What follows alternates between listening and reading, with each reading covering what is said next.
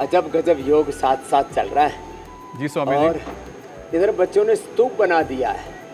हाँ, बहुत ही ये बेहतरीन, बल भी अद्भुत, बढ़ता है, एकाग्रता भी अप्रतिम बढ़ती है है स्वामी जी।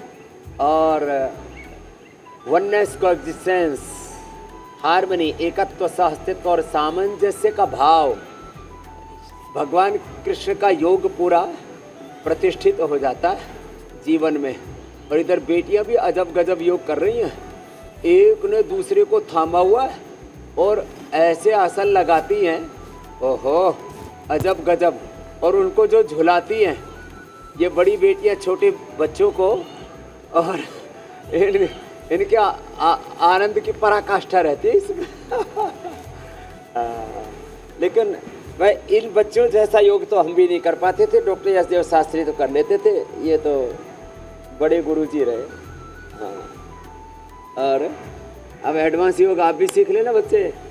हाँ, बड़े गुरुजी हैं।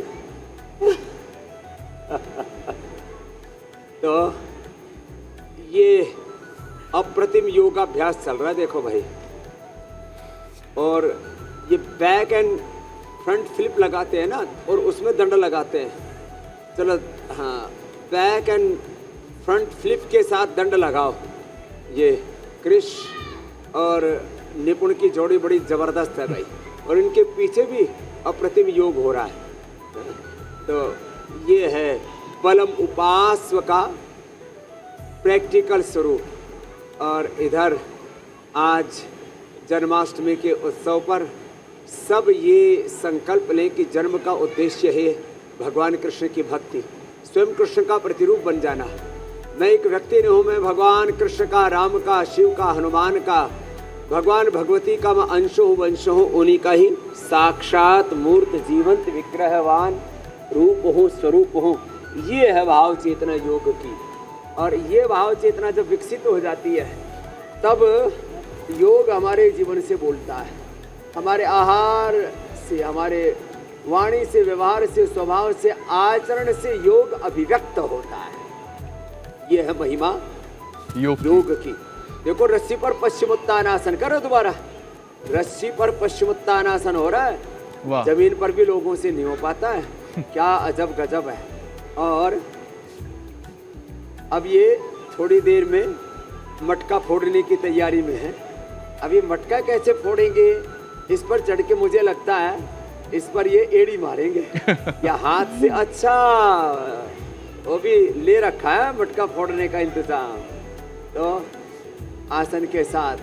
तो ये माखन तो हमने नीचे वाले घड़े में रखा हुआ है, ऊपर वाले में बिखर जाता है, इसलिए हमने नहीं रखा है। लेकिन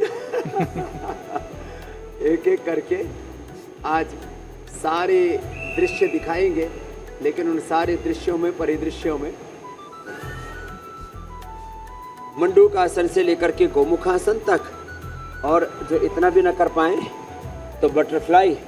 और ये बच्चे देखो योग के स्तूप निर्माण में आनंद मना रहे हैं। स्तूप निर्माण नीचे भी हो रहा है, स्तूप निर्माण मलखंभ के साथ भी हो रहा है।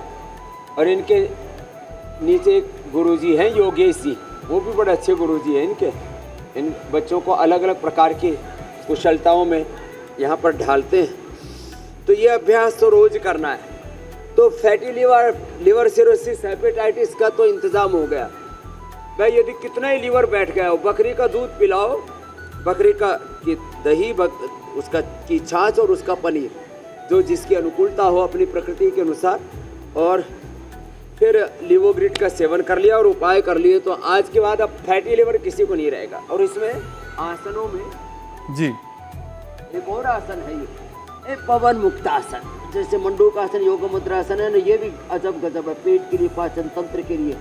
क्योंकि 90% लोगों का पाचन अच्छा नहीं होता है।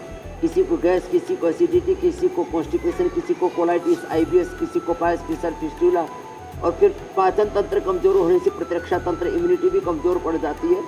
तो इसलिए पेट का स्वस्थ रहना, नाभि धारण का ठीक रहना, उसके लिए मंडूकासन, योग मुद्रासन, गोमुखासन के साथ साथ ये भी जरूरी है। पवन मुक्तासन, फिर ये सेतुबंधासन, ये उत्तान पादासन, और ये नौका से और बन जाए किसी से तो ये